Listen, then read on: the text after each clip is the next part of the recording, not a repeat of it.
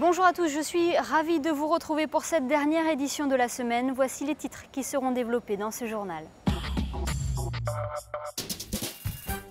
Nous reviendrons sur le premier Monaco Press Club de la saison. Il accueillait le conseiller de gouvernement pour les finances et l'économie, Jean Castellini. C'était la rentrée également pour le club de l'économie. Ce rendez-vous réunit régulièrement des acteurs de l'économie monégasque autour d'un thème. Celui de cette reprise était le yachting. Nous parlerons décoration et aménagement avec le premier salon destination habitat et décoration à l'espace Fontvieille. Et puis la suite de notre série de reportages consacrée à la Classic Week. Aujourd'hui, gros plan sur les premières régates et sur l'art de la table avec un concours de cuisiniers.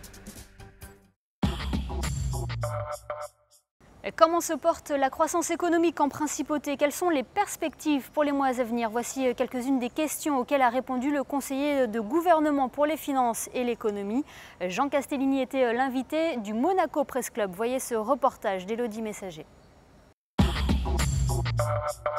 Jean Castellini était l'invité du Monaco Press Club ce vendredi matin. Attractivité, croissance, perspectives budgétaires, c'est en toute transparence que le conseiller de gouvernement pour les finances et l'économie a répondu aux questions des journalistes. Tous les indicateurs vont dans le bon sens, que ce soit au niveau de la création de sociétés, de l'activité touristique, les nouveaux emplois en principauté. Il y a beaucoup de raisons de se réjouir et ce d'autant plus que cette activité économique contribue à des recettes budgétaires supplémentaires et il est donc aujourd'hui relativement réaliste. Vous savez que nous sommes en phase de finalisation du budget rectificatif pour 2013. Il est réaliste donc d'attendre un retour à l'équilibre. Enfin, c'était déjà le cas l'année dernière, nous avions un léger excédent, mais donc de pérenniser cet excédent et de viser pour 2013 à nouveau à un budget à l'équilibre ou légèrement excédentaire.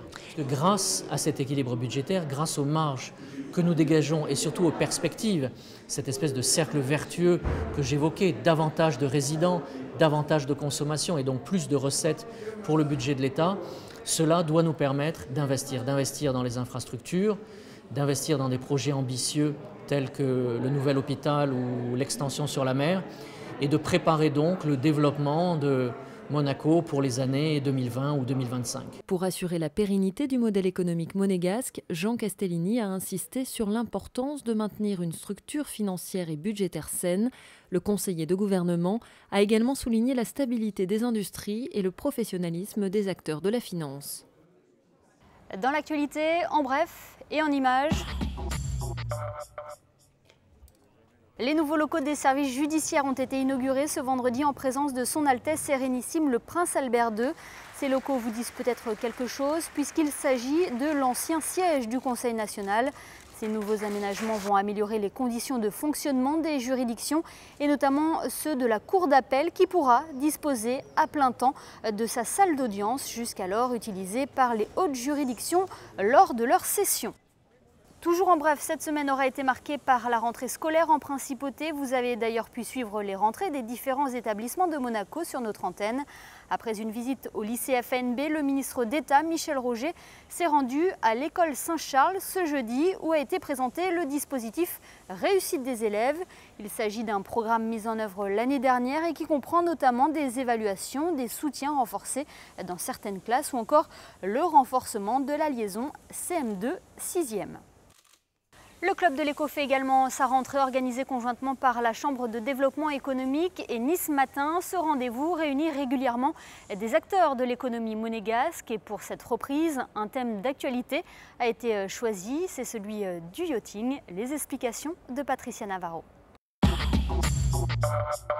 En pleine Classic Week et à quelques jours seulement de l'ouverture de l'incontournable Monaco Yacht Show, le club de l'éco Nice Matin a organisé son 5e rendez-vous au plus près de la mer, au Yacht Club de Monaco, pour évoquer une thématique de circonstance, le yachting.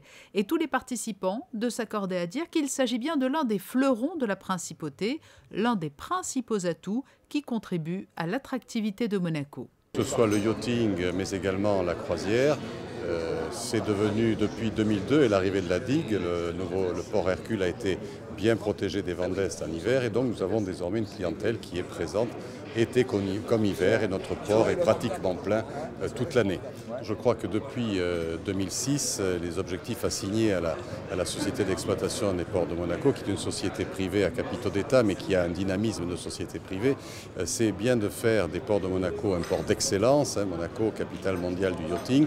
Et notre objectif assigné, c'est bien celui de fonctionner comme un hôtel 5 étoiles. Et la demande est là, le port affiche complet et 90 demandes environ sont en attente. Cela génère un chiffre d'affaires de 11 millions d'euros par an.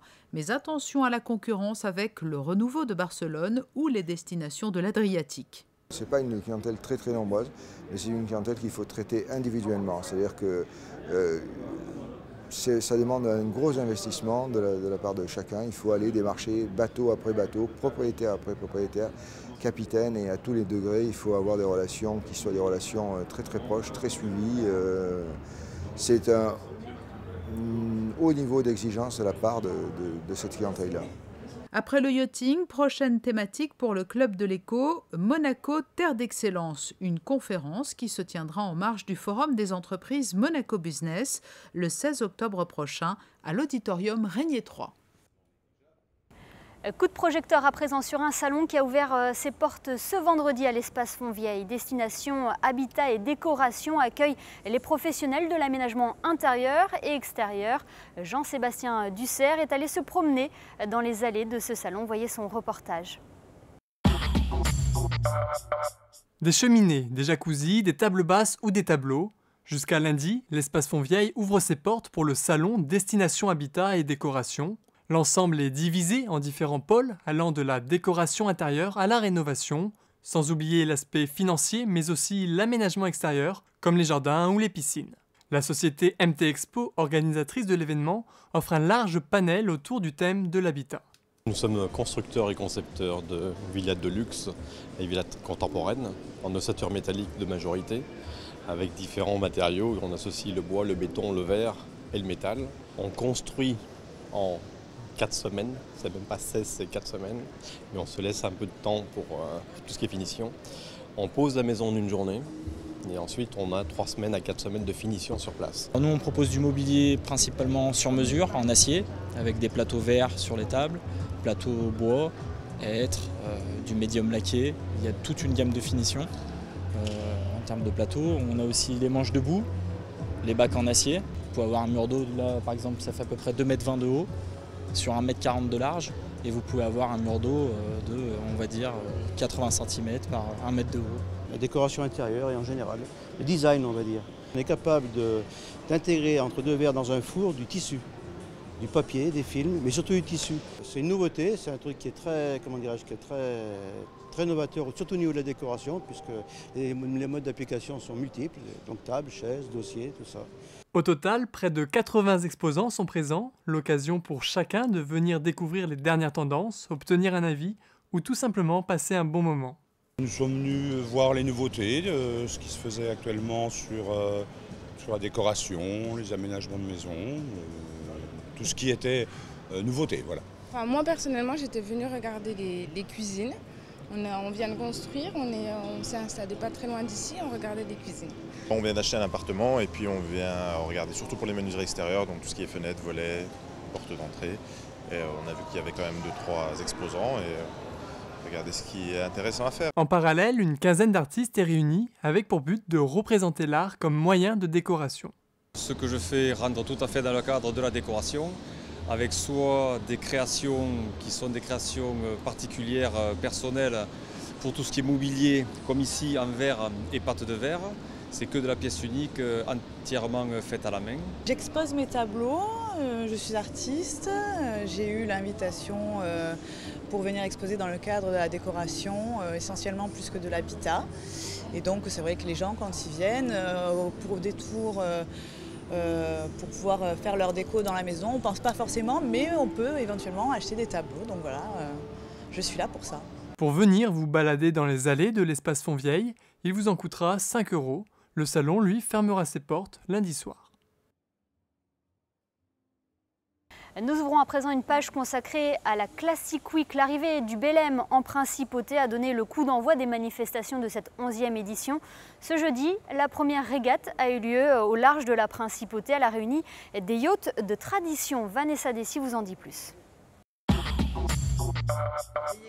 Un événement majeur et unique en Principauté, la Monaco Classic Week créée en 1904 a donné son coup d'envoi ce mercredi. Cette manifestation réunit les plus beaux moteurs yachts et voiliers d'antan. Cette biennale a pour originalité de rassembler dans le même port les derniers témoins du yachting d'autrefois, petite et grande plaisance confondues. Régates, épreuves de navigation et de maniabilité, comme à chaque édition, l'organisation de la Monaco Classic Week n'a pas été de tout repos, mais reste un réel plaisir. Bien sûr, c'est pas ça, mais c'est quand même beaucoup de plaisir. C'est beaucoup de plaisir parce qu'on a des bateaux uniques, on a un plateau de 65 voiliers, on a 12 big boats qui sont ici, je crois que c'est unique, ça s'est jamais vu. On a 40 canots automobiles parmi les plus beaux, on a des canots à vapeur, des Chris Craft, des Ackercraft, bien sûr des Riva qui font partie de l'histoire de Monaco. Et on a 11 motor yachts parce que les motor yachts font aussi partie maintenant de l'histoire de Monaco, donc c'est quand même un réel plaisir. La première régate a débuté ce jeudi, les yachts de tradition se sont élancés au large de la Principauté. C'est donc avec grande élégance qu'une soixantaine de voiliers se sont affrontés. C'est une régate en fait qui n'est pas vraiment une régate, c'est un rassemblement des plus beaux bateaux du monde que leurs propriétaires aiment passionnément, sur lequel ils investissent un temps considérable et tout leur amour et qui aboutit parce qu'il faut quand même comparer les bateaux. Les gens aiment bien toujours être un peu meilleurs ou un petit peu plus devant les autres, comparer les bateaux. Mais la régate n'est pas vraiment le but. Le but, c'est de voir les autres bateaux.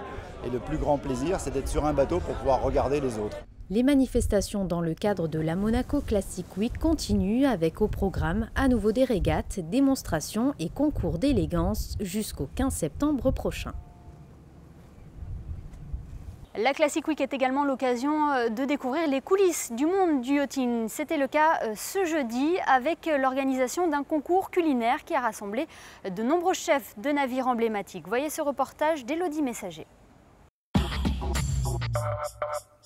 Ils travaillent les produits frais à la façon des grands chefs de restaurants, mais leur fourneau se situe sous la coque de paquebot de tradition. Être chef sur un bateau, cela demande un certain savoir-faire. À l'occasion de la Classic Week, un concours était organisé pour mettre à l'honneur le bien vivre à bord. Au menu ce midi, un tartare de poisson accompagné d'un cocktail de champagne. Les critères qui départageront les candidats sont avant tout la créativité, l'originalité dans les saveurs, dans le mariage des épices et des produits.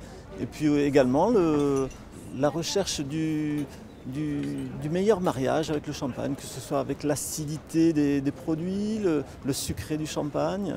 Donc ça va être un joli challenge pour les chefs. Au total, 14 chefs ont décidé de relever le défi et de soumettre leur préparation aux papilles d'une équipe de fins gastronomes. Ce tartare de dorade, préparé par le chef du Blue Leopard, un paquebot anglais construit en 1963, semble avoir retenu l'attention du jury. J'ai trouvé ça plaisant au goût, j'ai vraiment trouvé ça plaisant au goût. L'ensemble des deux, je trouvais ça très agréable. Ça rehausse bien la fraîcheur du poisson et puis ce côté un peu onctueux. Moi, j'ai agréablement surpris. Aujourd'hui, on a sélectionné justement le tartare de poisson pour que ça soit accessible à tous les bateaux. Pas besoin de beaucoup de matériel, voilà, donc juste un peu d'imagination, d'attention, et puis voilà, on a un très bon résultat. Je pense qu'on peut faire de la cuisine gastronomique partout. Quoi qu'il arrive, c'est l'attention le plus important, la passion avant tout, et on le retrouve directement dans l'assiette. Pour Vera Allen, être le chef de l'Orianda lui a permis de réunir ses deux passions, la voile et la cuisine. Elle tenait absolument à participer au concours des chefs. Il y a de très belles régates ici, mais c'est bien d'avoir des concours autour comme celui-ci. C'est très divertissant et ça donne l'opportunité à des membres de l'équipage de s'exprimer d'une autre façon.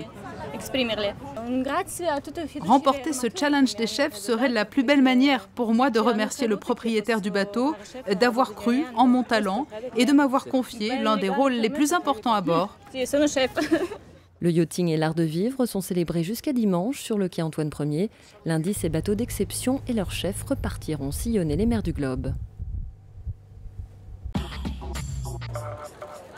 Retour sur l'actualité en bref et en images. Une réception a eu lieu au Yacht Club de Monaco, une réception donnée par le nouveau consul honoraire de Roumanie et en présence du prince Albert II.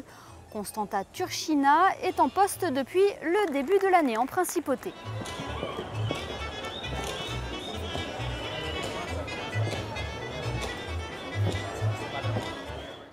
Parlons sport à présent et de football plus précisément. Après la trêve internationale, la Ligue 1 reprend ses droits. L'AS Monaco reste sur une victoire de taille face à Marseille. Dimanche, les leaders monégasques reçoivent Lorient, 10e au championnat. Alors, quel est l'état d'esprit du coach et des joueurs avant cette rencontre de la 5e journée? La réponse avec ces images tournées par Thomas Deus. Ouais, c'est sûr que pour le moment on est sur la première place, mais on va essayer de tout faire pour garder cette place-là et aller gagner à domicile contre Lorient. Un match très compliqué parce qu'on est leader, tout le monde veut nous gagner, mais nous on va tout faire pour gagner ce match-ci à domicile. C'est étape par étape, il y a d'abord Lorient et après à Paris. Je l'ai cassé la tête si l'on pense à Paris. C'est très important de penser à Lorient. Pour moi, c'est important la liaison entre Marseille et Lorient. Parce que Marseille était un bon match, une bonne victoire, 3 points. Mais si tu nous gagnes contre Lorient, toute la chose, c'est perdu. Lorient, c'est une bonne équipe. Joue le 4-4-2, bien placé, bon joueur, joue le football. Je vais vers l'avant, donc j'espère que ce sera un bon match entre les deux équipes. J'espère que mon joueur a bien récupéré. On bien récupéré, et c'est très important pour nous. Je pense que gagner à Marseille était bon, mais sera bon si nous on gagne dimanche. Voilà donc pour ces déclarations d'avant-match. Passons aux prévisions météo pour les prochains jours. Samedi, le temps sera calme, moins ensoleillé que les jours précédents. Des nuages feront leur apparition en fin de journée. Il fera 20 degrés le matin et 24 degrés l'après-midi. Le ciel sera incertain dimanche avec un léger risque d'averse. Il fera 22 degrés au meilleur moment de la journée. Le soleil refera son apparition en début de semaine malgré la présence encore de quelques nuages. Et enfin, une belle journée ensoleillée est prévue pour mardi, une période de beau temps qui devrait durer toute la semaine prochaine. C'est la fin de ce journal. Dans quelques instants, vous avez rendez-vous avec votre magazine culinaire Monacook. Et puis n'oubliez pas, pour rester connecté à Monaco Info, ce site internet, le www.monacochannel.mc. À très bientôt.